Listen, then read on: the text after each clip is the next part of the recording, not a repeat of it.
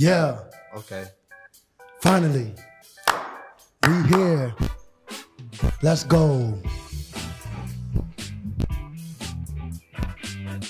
Yeah, We back. This is 18, right? 18. One of my favorite numbers, 18. Trash. Yeah. Sir. We here, boy. How many touchdowns you gave up wearing number 18? Oh my gosh. 18? He thinking about it. We here, y'all. We here. Wow. This is the XenHouse podcast, first and foremost. And we're here with episode 18. I can't believe we're here, but we made it. It's your boy, Des Hines. It's your boy, A. Joe. And Ross B. Don't say nothing. I ain't gonna say nothing. Alright. Y'all just pay attention to see if his voice is, he keeps it consistent It's with his gonna voice. change. It stays consistent. It's the It stays Caramel consistent. Act. So today we back. Dang, fellas, we on episode 18. Moving. We got our first guest today. Let's First go. guess. Me, What's up? man, this person, he's from the town. You know what I mean? He represents Stanford. He represents the town. I mean, I've known him for, since he started all the way over on the west side. And shout outs to Christian Feliciano for introducing us. That was back in the day when Christian thought he could fight. Oh my gosh.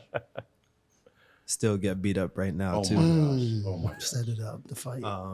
But you know, this young man is a entrepreneur. He started his own business. He had a vision, 17 years ago, and he's still going today. Stop playing. That's consistency. That's grind. That's motivation. That's ambition. That's a lot of things, and all we could do is celebrate him. So without further ado, our man from Revolution Training, Ahmad Mickens. Let's go. Whoa. Ross, can you do my wedding, yo? When you introduce That was me, yo? good. That was fire. All right. I That was got the fine. chills, That yo. was fine. I'm feeling good about myself with that one. Your wedding. Worry about your wedding. Ain't nobody worried about your wedding right now. All right. Let's be on. Worry to about a mod. So, Ahmad, we just wanted to bring you on just so that, we could get the people to understand, why you've been in the business for so long and why you still, have boxing in your veins. Why do you continue to give back to your community? Like, this man he's always working, man. Like, Always. he's always giving back to the kids. They have youth programs. They have all types of programs that they run through Revolution Training. So, like, if you ever have some time, check him out. But, he'll give you his story a little bit and go from there. Oh, that's what's up. Tell us a little bit about yourself. Yeah, like you just said, I started Revolution Training about 17 years ago. I had a vision, very similar to you guys, you in the fitness industry and you wanted to leave your own mark, you know what I mean? Do your own thing, have the freedom to, execute your own vision when it comes to fitness. And so I did that. 2005, started Revolution Training, which is a for-profit, boxing studio, boxing and fitness. And then in 2008, I started our 501c3 RFU Boxing to, help the underserved youth of, Fairfield County. That's dope. Yeah, just to give them some of, what I believe how boxing can help them, Would you mind explaining how Revolution, the name, came to be and what it means to you? Well, it started, I had a partner at first, and actually they the ones who started CrossFit Stanford around the same time that I started Revolution Training.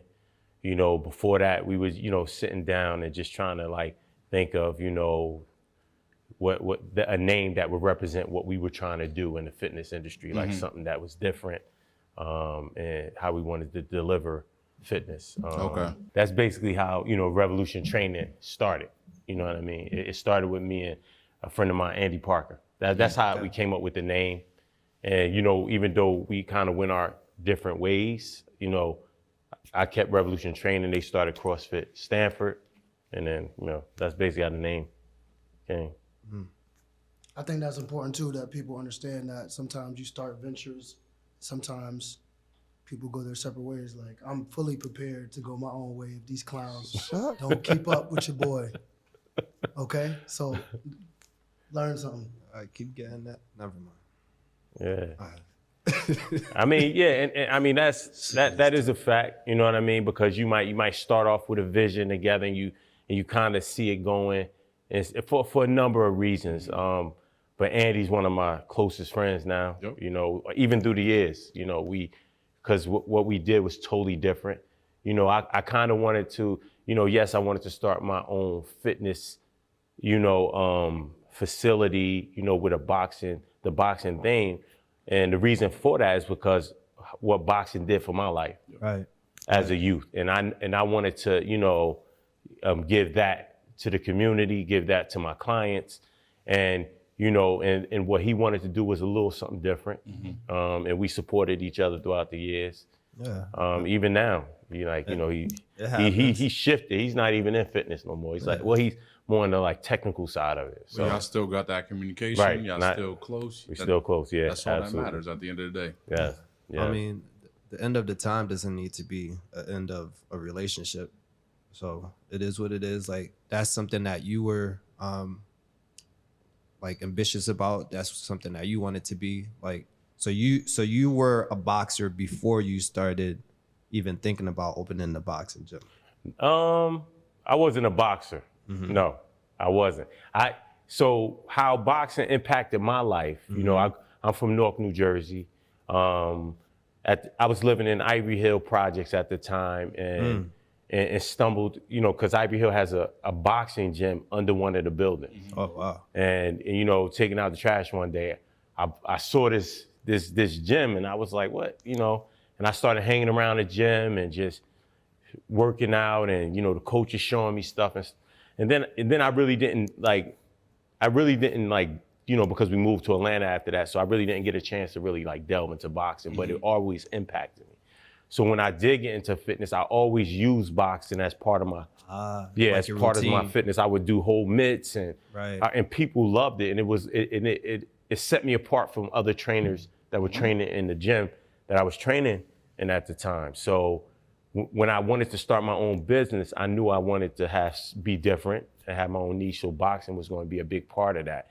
And at the time I started looking to start my business, doing research, going to different gyms and stuff like that, I said, you know what? I need credibility if I'm going to this space. Right. So I went and I was looking for certifications. And they had, the Thomas the Promise, and they had the Taibo and all that stuff. And I was like, nah, I want to really know what boxing is. So I went and got a coach in the city at a historical gym called Kingsway. And I started working with him. And, I got the certification. I'm still doing my research, looking for space and stuff like that. And then, I was like, damn, I was looking for something. I'm always looking to compete, and I wanted something to compete. So I went back to him and said, do you think I can actually fight and do the goal? He's like, yeah, you can do it. Of course. So I was like, yo, will you train me to fight in the Golden Glove? Yeah. And he was like, yeah, of course. So, and that's how it all started. He started training me. I had a few fights. Then I went in the Golden Gloves and lost my first fight in the Golden Glove. Wow. And I'm such a competitor, and I was just like, because all I wanted to do was do the Golden Glove to say, did it. I did the Golden Gloves, I can be an authority. You got that mindset, in boxing. You didn't give up there. Yeah, so when I lost that first fight, and I remember sitting there, and I was just like, man. That ain't it. That's my Nah, I shouldn't have lost, and I'm being this for a long time. And from that point on, I just started, I was telling my coach, put me in every show you can find. And I just started fighting. Gleason's used to have a show every month. So I would do a show every month. And then that same year I won the New York Metros. I won the New York City Empire State Games. And then I made it to, they put me in the open class division. So I made it to semifinals of the open class heavyweight division. And then I just started, I just was winning. And, and I think I started that journey. I was like 27, 28. You know what I mean? And, I won a few Golden Gloves. And Nice. I think that's important though. Like he's been in that space, so he knows and can relate to boxers when he's coaching them. Just like we play football, we've been in the locker rooms, we've been in those meetings and all those things that, are associated with that. So we know the feeling. I think that's very important versus someone who didn't go through those things. What I took from that is he took the time to do his own research Yep. and put forth his own work ethic to become who you are today. At the end of the day, that's what it comes down to. Yeah. And that's the space at which I teach from, at which I coach from or train from. It's like, I know, and like you said, I know what it's like. I know what you're feeling right now. I know the nerves you're feeling. I know how to get over. I couldn't have done that had I just fought in the Golden Gloves. Right. Yep. And just said I fought in the Golden Gloves. I had to, I went through some defeat, and I went through a lot of victories, and going through all those different emotions around competing was what helped me also be resilient and being able to adjust and pivot when challenges came up in the business, right? Right. So it was like, when you're a boxer, you're a fighter, right? And it's in every sense of the word, right? I had to fight consistently, fight to raise money, fight to, to keep the business afloat, fight to readjust, change spaces. I'm in my third location right. now, I was gonna say that. 17 years. So, and, you don't know, when you're renting from people and, so all those things, I had to fight. Yeah. Like, I was gonna say that because, like a lot of people don't know that you've had multiple locations. Yes. You know what I'm saying? Like, you wanna tell the people, like, you've pretty much been all around Stanford. Right. You know what I mean? Yeah, so we're in our third location. We've been here since March. And, I'm finally in a space where I have more like control and soon I'll have ownership of, and control of my own, reality and future. You know what I mean? Because when you're renting from someone, what I learned, being in the business and paying rent for the last, 17 years, I don't know how many buildings I bought. Yep.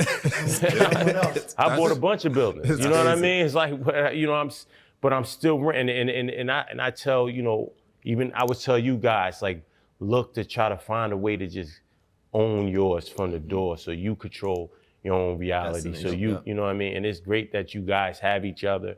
You know what I mean? So y'all, it won't be hard for y'all to do it. Honestly, it won't be it'd be y'all having no time. It makes it But even easier being the fact that we all grew up together, and it's not just a friendship; it's a brotherhood. So Absolutely. we holding each other accountable, which makes it even easier for us to be like, all right, we got this goal to achieve, and we're all gonna hold each other accountable for that. Man, that and helps. I mean, that's a powerful thing. I honestly, I tell you, I wish I had like-minded people. I wish I would have come across people like that myself, because I feel like sky's the limit. I don't know where I would be right now. Right. You know what I mean? I've done a lot. I won't say on my own, because nothing I've done has been on my own. My counsel tends to be my clients. Right. You know what I mean? My family. That's kind of my counsel, who I bounce things off, who push me, who motivate me and stuff like that. But I would love to have somebody in the same space that I'm in, with the same vision. Right. I think you could just accomplish so much more. Absolutely. You can accomplish so much more that way. A question that I want to ask you is, what would be your advice to an entrepreneur that's kind of in your world, right? Like where you were at in the beginning. What would be your advice when they want to start this up? Starting like their own facility, like a gym, or just being an entrepreneur in general. Being an entrepreneur. I mean, I just think that one is, you definitely have to do your homework, but don't get stuck trying to do your homework. Don't get stuck on your homework and research and stuff like that. you know, because you got to just do it. And it's nothing like getting your hands wet and just getting into the business, because you'll figure certain things out, right? So if you have the meat of it, that what you want to do, go ahead, get into it, because you'll get the information. You know, you'll learn on the go, and sometimes that's the best way to learn, because that's because you know, when I first started, I did the SCORE, you know, SBA told me to go to the SCORE meetings and to get me a mentor from SCORE to, you know, that stuff was just slowing me down. And I was just like, you know what? All I need is a space. That's it. I just need a space. And then once I get my space, you know, I'll put my ring in it. And then I'll advertise and I'll get people in. And that's what I did. I started small. You know, I sublet space from these two brothers who had the gym on Canal Street. They had the big space and they subletted me some space in there. And I thought that was a good way to get started, you know. And I just started and just was learning on the go. Yeah, basically, the gym is dope now. Also, I think what you said earlier too, you can read all the books in the world, but those life experiences, that's gonna give you That's the real, number one. You gotta just do it. Yeah, because that's just excuses. You know what I mean? You could set so many excuses up to not do something, right? You know, like I've had. I remember my sister was like, you know, she's like, and she's corporate. She's like so she started taking Zumba class, and she's like, oh, I want to do Zumba instructing on the side and stuff like that. So she went and got a Zumba. I don't know why, but she went and got her Zumba certification. And then she was like, oh, you know, I'm gonna just wait. I said, oh, you should just start teaching. Just go to one of your gyms and just start teaching. You like this? She's like, no, I'm gonna just wait to just practice a little bit so I can learn the movements. I said, you ain't never gonna do that. Right? You gotta get thrown in. You're never gonna teach this Zumba class. And she never did. Just go. Yep. She never did, because you can always make those excuses for yourself, a reason not to get started. You just have to get started, and you will figure things out as you go. Right. You know what I mean? I think it's about that time. It's about that time. It's about that time. We got questions. We need answers. So this segment, we just throwing off some questions. You just gotta answer as it comes to your head. Okay, All right? okay, I try. Yeah. I'm a thinker, man. I'm a Sagittarius, man. I'm a thinker, so this is a challenge for me. All right, so first one, Muhammad Ali or Mike Tyson? Muhammad Ali. Now, Not even. Real quick, why? Why Muhammad over Tyson? Muhammad Ali, if you asking for my favorite boxer, it's just the impact that Muhammad Ali had on society. I think when you talking about greatest, it's more than just the sport. Right. You know, and I love Mike Tyson, the person he's become. You know what I mean? I love the person he's grown into. Yeah. But Muhammad Ali by far. Yeah, not It's even. more than just boxing. Yeah. Remember that. Second one, if you could go back and give your 18-year-old self piece of advice, what would it be? That one piece? Patience, like just patience, you know, because at 18, you know, you just, Think you know it all. you rushing, you thinking like time, you know, just having patience, you know, you just rushing, trying to do everything. You have no patience. You want everything right now. You don't value work and the time that it takes to put into things, you know, just slowing down. Yeah. Next one, what is your biggest fear? Oh man, poverty. You know, I always tell my sons and stuff like this. I said quality of life. You know, you got to have standards, right? And I've always had certain standards for myself, for my kids. So the not being able to provide them with the standard of life that I attribute, that's I'm afraid of that. Exactly. Next one, how do you want to be remembered when it's all said and done? I always say, I just want to, you know, leave the universe a better place because of my existence, right? So I just, you know, always say that I want my impact, I want to have a positive impact on everybody, you know, that experienced me, you know? That's it. Yeah. What's a common myth about your job that, you know, people... You know, it's funny, right? Because yes, a common myth about my daughter said this to me which threw me off. She said, "Oh, Dad, you're a gym worker." I said, "What?" That's crazy. I said, "I am not a gym worker, baby girl. I am a business owner." Okay. You know what I mean? Just I'm a let that- business owner set that straight. in this space, of fitness, and we're not just, and that's not to say that the personal trainer or the membership specialist, they're not just gym workers, man. You're impacting people's lives, in a positive way. What we do is we impact people's lives in a positive way. So, that's a misconception. People think our jobs are just simple. Just chill and tell somebody what to do. Yeah. They don't work that way. Yeah. And the absolutely. last question, you got to name your top 3 athletes all time, and yeah, Any sport. any though. sport. Yeah. Any sport, not just boxing, Okay. not just basketball. Because he ball a little bit too, but The best, what I mean? my best athletes of all time, I'm gonna say definitely Muhammad Ali.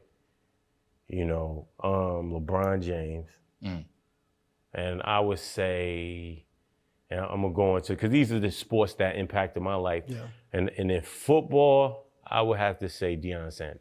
Okay, that's solid. Yeah. why LeBron? Everybody Why gonna have a why question. LeBron over MJ? Yeah.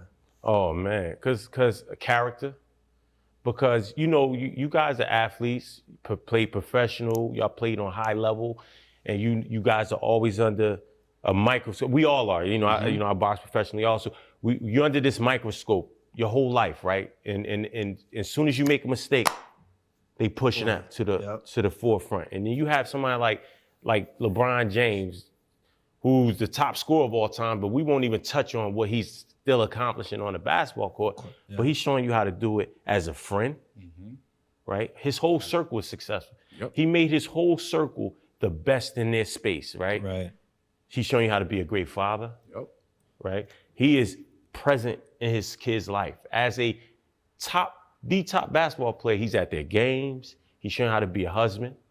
That's a true And fact. I find that annoying in the news, well, on ESPN when they say like he's all on the court and he's doing dunks and That's stuff him like being that. a father. Like That's him he's being a being father. present. That's what you're supposed Wouldn't you to want to do. be able to do that for your son? I wish. And show off for your one son day. and come to your son game and be like, I'm LeBron James and that's my son. Yep. Like, That's how it's supposed to He's be. showing you how to be the best in every space. As an African-American man, that's like, to me, and Michael Jordan didn't do that. Michael Jordan never showed you character. He showed you how to win, but no one will, I remember Charles Barkley saying, man, he's the cheapest man I ever known. He'll never tip a person. Like, That's what- what yeah, kind that's of, you understand what I'm saying? Like, That's like wicked. think about that. Nah, like, you're think wicked. about the stuff you hear about Michael. Like I never aspired to be like him. Right. Whereas LeBron James, I'm like, That's the guy. He's doing he's younger things- than me, and I'm like, man, He's doing that's things how you on do and it. off the court that, people aren't seeing, but it's coming to light. But he doesn't Absolutely. need that to be shown. It just pops up. And Absolutely. Like, damn, I didn't even know he did that too. Absolutely, yeah. It His shows own character. school, yeah, by far, yeah, It's dope, I man. respect it. yeah. I mean, on that topic, I know like several weeks ago now, Yoli and myself were boxing. We were doing a class with Ahmad, and we were talking a little bit, and we were talking about how, AJ and Amir pretty much grew up in the gym, right? Like he said, yo, Ross, like, I get it, but sometimes Roy could be with you, blah, blah, blah. And like, I was just like, all right, because that was you being a father, and that was you teaching them, like things that you kind of have to work for.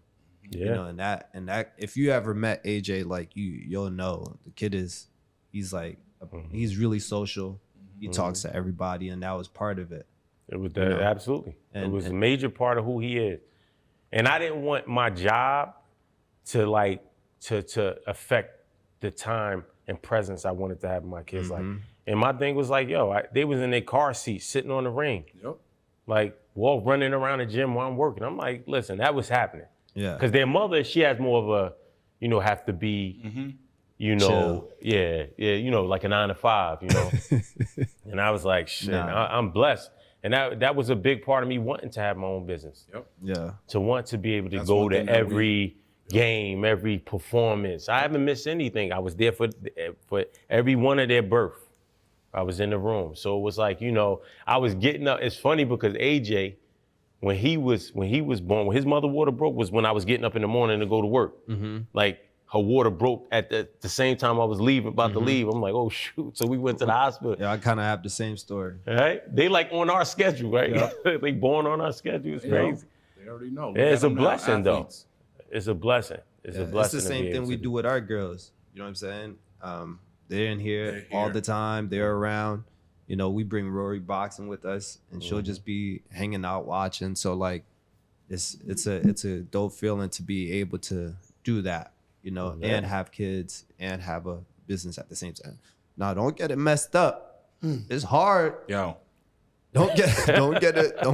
twisted. Yeah, It's worth it. hard, but that's Des, dope. you gonna learn. Hey, I'm gonna figure it out. You Just are gonna figure it just out. like I do everything else. Dad But- said he want 5 on Yeah. my. 5, I feel you.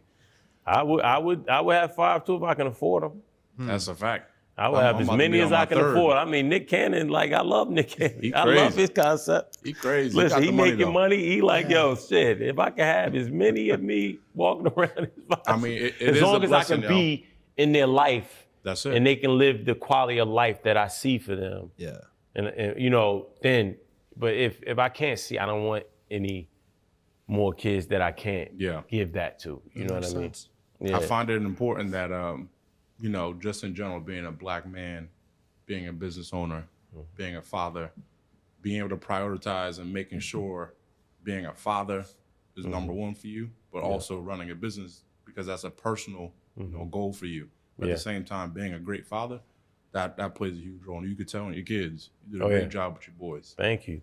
That's my biggest like accomplishments. You know what I mean? That's number one. The kids, number one. You know, the business is up because I gotta Yeah. be able to provide for them. So Yep. I really don't even and then myself because I have to be good for them, right? So I I don't even. It's not even a 1, 2, 3. That is like the most important thing in my life. Relationships come after that, like but just making sure I can provide and give them the life that they need, Yep.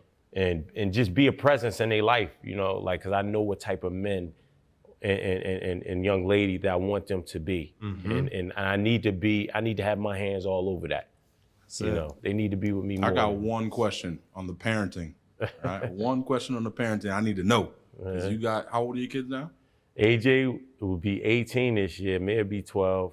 Amaya will be 6. All right. So is there a difference between your children and how you raise them? Oh yeah, absolutely. They different. They different people. Absolutely. Like you guys met AJ. He's more like my, he has my like social, his energy is kind of laid back like mine, but he's very wise and he just understands people. I say his social IQ is really high. Amir's all energy. He's straight all energy. energy, man. It's like he's just all energy, man. He don't stop. And he's like persistent. He's like, and they're both, and they're both really good, students. But Amir's very like goal oriented, very, a little different, a lot more energy. And Amaya is like a mix between the two. You know what I mean? She's that's like, how it she's a is. girl, man. So she's like, yeah, she's something else. She's something else. Now, this goes hand in hand with what I just asked you, but now when it comes to the business side, being an entrepreneur, do you find that how you're raising your kids and you understand their 3 different personalities, do you translate that to work with your clientele? Like, do you see one client you got to talk to a certain way and another client you got to talk to a certain way, and that's how they absolutely. attain things? Absolutely. Well, and that's coaching too, right? Yep. I think the best coaches understand that. Yep. You know what I mean? You time. just understand that you can't coach people the same way. Everybody is different. You got to meet them kind of where they at or how they receive information, right? You want to keep them empowered. You want to keep them confident. You want to give them goals, and you know what I mean? So you have to first, hear the person, know who that person is, Yep. see them, right? That's it. And then you teach them and you motivate them, you push them from where they're at in their space. And I do the same thing with my kids. I can't talk to AJ the same way I talk to Amir. Yep. You know, AJ, because emotionally AJ can handle more Yep. that I go, whereas Amir is very sensitive. You understand? And Amaya is even more sensitive, so I got to come at her, you know, A whole you know, different because way. things will affect them different if I say it. Yep. If I say it a certain way, to affect them different. I don't want to like impact them negatively in any way. And that's with my clients too. It's like, you know, I could talk to some of my clients real, like, yo, and then some of my clients I know, all right, they not ready for that. You know, they not, you know, I gotta just kind of keep it in this space. And I think that's a big part of my success as a trainer when I'm talking just one-on-one training and stuff like that. My ability to like see who I have in front of me and knowing how to relate Yeah. to different people. Yeah. That's it. I love it. We're happy to have you, man. I think we gained a lot of knowledge talking to you, and we just want to let you know that you are appreciated in the town of Stanford, what you've been doing. Thank you. We've watched you, and we've seen certain things. We've taken certain things and used it for ourselves, and we're happy you are our first guest Yes, on the sir. XenHouse podcast. I think it Man, was a I feel really great honored. one, Yes, sir. and I hope you guys learned a lot out there. We're here. We're signing out. Yeah. Let the people know though how to They can get reach to you. Revolution. Yeah, how they get to You can reach me, you know, on Instagram, Train with Ahmad, or Revolution Training, CT, or RF Boxing, CT. I believe on Instagram, those are the 3 Instagram titles. Facebook, Ahmad Mickens, Revolution Training. That's it. And our website, Revolution Training, CT. They're right down the Hit street, us so up. you can't We miss right, it. we right here, you know. Check them out. They sending people over to me. Yeah. We send That's people it. over here. My boys train here. Yeah. My son's train. Remember, this the South End too. This not Harbor Bay. Don't get it twisted. Hey, don't forget it. Yeah, we get him right, and he gets us right. But Yeah. I know a lot of our athletes been saying they want They to can go box. boxing, right? We might have to do something in here. Now, when we bring We y'all might over have to put there, together a show for your Man, people. let's do it. don't say do it. nothing. Oh, this hurt. Yeah, I'm cramping here. The excuses No, coming out. Nothing. Okay. Okay. Drew, remember Drew said he could beat you Yeah, he up? said he could Drew beat said me he up. could beat you I'm up. not even fighting Drew. It's not even funny. We're not gonna fight a 15-year-old, but he said he want the business. Yo. All right. We out, we y'all. appreciate you. We Appreciate y'all. appreciate you. Thank you. Thank you. Peace.